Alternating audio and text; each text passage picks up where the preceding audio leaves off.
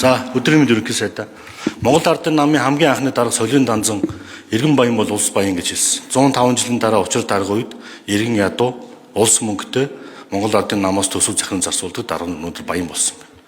Төрөөс баяжж байна. Иргэд олонны чүүнд бухимдж байна. Танаа намын заримчид өөрийгөө толин тараад танихаа болсон. Хөлсөн дөрөв харддаг болсон. Хөлсөн өгөө сонсдог болсон. 2016 онд Монгол Ардын нам засгийн эрх барихтаа тухайд 2 хуваагдж байхдаа хулгайгаа саяар ярьдаг байсан. 100 сая, 200 сая, 850 сая, 900 сая гэж. 2020 онд засаг авахдаа тэр бомоор ярьдаг болсон. 10 тэрбум, 20 тэрбум, 30 тэрбум. 2024 онд засаг авахдаа их найдаар ярьдаг болсон. Сүүлдээ 100 сая доллараар ярьдаг болсон. Одоо сүүлдээ хар тамхитай мафта кино шиг магадгүй килограммаар ярьдаг болох уу? Надад бол жигнэсээ майдс байна. Энэ бол та нарын хоорондоо ярьсан хуваагтлууд. Энэ даралц намын нэг ч гүшүүн энэ талаар огт яриаггүй. Өнөөдөр ирэх баригчид та бүхэн төсөвтэй болсон танаа намын дарга нар иргэдээ сонсгоо болсон байна. Үл тоодог болсон байна. Тэнгэрт ниссэн байна. Тэгээ ер нь бол авилгалтай тэмцэнэ гэдэг бол яг нэг үлдэхэд та Монгол Ардын намынхын гишүүдтэй тэмцэнэ гэсэн үг. Сүүлийн 10 жил. Та өөрийн намын гишүүдтэйгээ тэмцэж чадах уу? Авилгалтай тэмцэх юм дээр бодит үр дүн гаргаж чадах уу гэдэг асуудал. Төрийн өмч компаниуд төсөвтэй холбоотой, төртэй холбоотой бүх хөрөнгө гарын салаагаар захиран зарцуулдаг, урсдаг болсныг сүүлийн 2 жилийн парламент энийг хангалттай та бүхэнд хэлж өгсөн. Та залуу арай өөр арга барилаар ажиллана гэдгийг илэрхийлж байгаа. Та өөрийн намынхантайгаа тэмцэж чадах уу гэдэг нэгдүгээр асуулт байна. Хоёрдугаар ер нь бол хулгайлахгүй бол хөрөлцөн. Хулгайлахгүй бол Монгол улсад энэ мөнгө бүх мөнгө хөрөлцөн. Хулгайлаад байгаа учраас хөрөлцөхгүй байна. 3.6 сая иргэд яг нэг нөхдөд дарга нарын тансаглалын үлдсэн мөнгөн дээр хариулт мөнгөн дээр амьдарч байна. Энэ тансаглалыг энэ захиран зарцуулалт хязгаар зах болдохоор намтайгаа тэмцэж чадах. 10 жилийн өмнө манай дотоодын нийт бүтээгдэхүүн 22.9 байсан шүү дээ. 5 дахь өсчөөд байна. GDP 100 их 80 руу явсан юм уу? 10 жилийн өмнө бид нэр мөнгө яаж олох уу гэж боддог байсан. Өнөөдөр мөнгө олох нь буюу бонд босгоод байна уу, санхүүжилт босгоод байна уу, хөрөнгө оруулалт татаад байна уу, мөнгө олох болцоотой болсон. Өнөөдрийн цаг. Гэтэл босгосон мөнгөө юунд ард түмнийхээ хяналтанд ор шударгаар зарцуулах уу гэдгийг ойлгохгүйгээр өнөөдөр бид нар хийргэсээр байгаад хэд баян хэд ядуу гэдэг юм хоёр бүлэгтэй болж байна. Би үнэхээр үүнд эмзэг ханддаг. Тийм ч учраас би ерөнхий сайдын ажлыг аваад тэр цаг мөчөөсөө хойш би 24 хоногт уг үндсээр нь устгахын төлөө үзэл санаа үйл хэргийг чиглүүлж байгаа. Тийм учраас миний зоригт бол бүү эргэлцсэн. Миний зоригт бол эргэлцэх юм байхгүй. Тийм учраас энэ зориг үйл хэрэгт та бүхэн л хамтдаа байх ёстой. Манай Ардчилсан намынхаа байх дэмжих ёстой.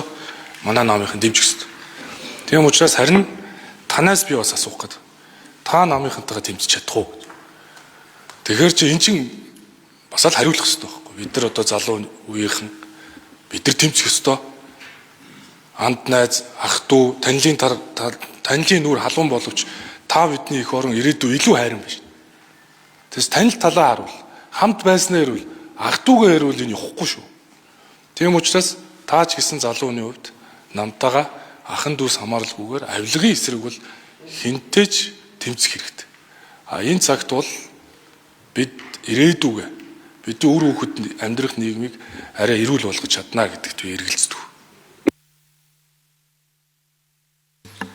Шижир гишүүнд 1 минут.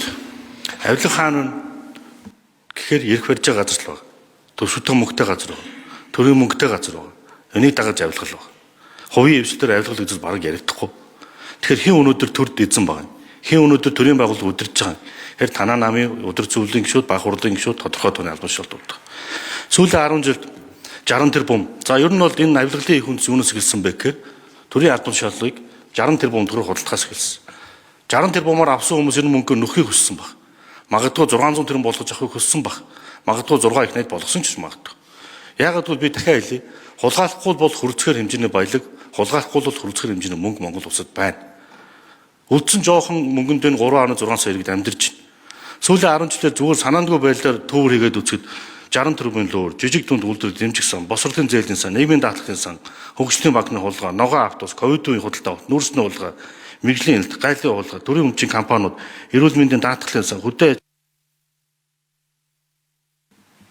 Ерөнхий сайд хариулъя. Захин хөгжлийн сайдаар томилогдоод би таны нэрлэж байгаа энэ боловсролын зээлийн сан, энэ ашигт малтлын бүх лиценз, газрын мэдээлэл, энэ жидүүгийн сан, хөдөлмөр эрхлэлтийн сан, нийгмийн даатгалын сан, энэ бүх мэдээллийг би шилэн гоов юм дэрнээс эргэн төлөлд 35% 7 сарын дотор хүрсэн. Төр ард түмэндээ итгэсэн цагт үр дүрдэг. Ард түмнэрээ шүүлгсэн цагт авилгаж ичдэг байхгүй. Тийм учраас энэ мэдээллүүдийг ил тод болгосон юм аа. Ил тод болгосон. Түүн шигэ цаашдаа энийг углуур гарan шийдэхин төлөө явна. Засгийн газар мэдээж мөрдөн шалах алба биш ээ. Хин нэгэн хүнийг шүүхээр гэм буруудан тогтоогдоогүй байхад олонний өмнө дүүжилж чадахгүй. Гэхдээ засгийн газар түүн дээр ажлын хэсэг ажиллуул шаардлагатай нотлого баримт мэдээллүүдийг хуулийн байгууллага шилжүүлнэ. Тийм ч учраас шилжүүлсээр ирсэн хуулийн байгууллага яга ажлыг хийх гэнэ гэдгийг шаардаж ажиллана.